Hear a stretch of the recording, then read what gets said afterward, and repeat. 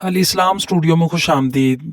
जनाब क़ारीन कराम, एक ऐसी खातून जिसने गलत फहमी की बुनियाद पर उस शख्स के बारे में गलत सोचा और उसने उसके बारे में गलत अपने जहन में ख्याल कर लिया, तो जब उसको हकीकत की आगाही हुई तो उसको कितनी शर्मिंदगी उठानी पड़ी। आइए सच्चा वाकया हम पढ़ते हैं। इस खातून से हवाई जहाज पर इंतज़ार कि नहीं हो रहा था। कुछ सोचकर दुकान से जाकर वक्त गुजारी के लिए एक किताब और खाने के लिए बिस्किट का डब्बा खरीदा और वापस इंतजारगाह में जाकर किताब पढ़ना शुरू की। इस औरत के साथ ही दूसरी कुर्सी पर एक और मुसाफिर बैठा किसी किताब का मुताला कर रहा था। इन दोनों के दरमियान में लगी मेज पर रखे बिस्किट के डब्बे से जब खातून ने बिस्किट उठाने के लिए हाथ बढ़ाया तो उसे ये देखकर बहुत हैरत हुई कि इस साथ बैठे शख्स ने भी इस डब्बे से एक बिस्किट उठा लिया था। खातून का गुस्से के मारे बुरा हाल हो रहा था।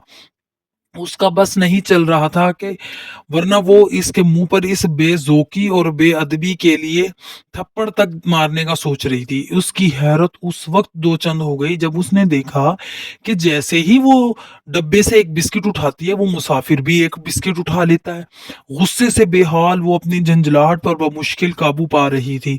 जब डब्बे में आखिरी बिस्किट बच गया तो अब उसके दिल में ये बात जानने की शदीद हसरत थी कि अब ये बदतमीज और बद शख्स क्या करेगा।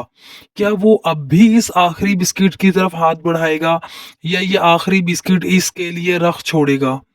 ताहम उसकी हैरत अपने उरूज पर जा पहुंची जब मुसाफिर ने उस आखिरी बिस्किट को दो हिस्सों में तकसीम करके आधा खुद उठा लिया और आधा इसके लिए छोड़ दिया था।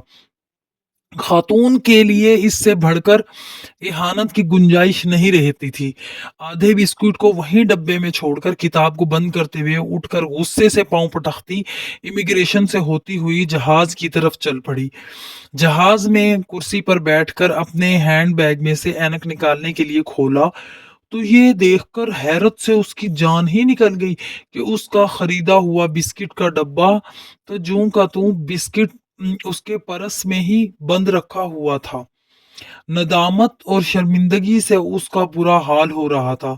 उसे अब ये पता चल रहा था कि वो हवाई अड्डे पर बिस्किट डब्बे उस शख्स के डब्बे से निकालकर खाती रही थी। उसे अब इल्म हुआ था कि वो शख्स किस कदर मुहज्जिब और रहमदिल इंसान था, जिसने किसी शिकवे और हिचकिचाहट के बगैर अपने डब्बे से उसे बिस्किट खाने को दिए थे। वो जिस कदर इस मौजू पर सोचती उसी कदर शर्मिंदगी और खजालत बढ़ती जा रही थी। इसी शर्मिंदगी और खजालत का अब मदावा किया क्या हो सकता था। उसके पास ना तो इतना वक्त था कि जाकर उस आदमी को ढूंढे, उससे माजरत करे, अपनी बेजोकी और बेअदबी की माफी मांगे या उसकी आला कदरी का शुक्रिया अदा करे। इसीलिए इसीलिए कारीन कराम, इंसान को हमेशा बदगुमानी से बचने का हुक्म दिया गया है। चार बातें ऐसी हैं जिनके बिगाड़ की इस्लाह बाद में नहीं हो सकती। उनमें से नंबर एक, कमान से निकला हुआ तीर, उसकी इस्लाह नहीं हो सकती, तो वो दोबारा नहीं आ सकता। नंबर दो, जुबान से निकले हुए अल्फाज। नंबर तीन, मुंह का हाथ से निकल जाने के बाद। नंबर चार, वक्त गुजर जाने के बाद।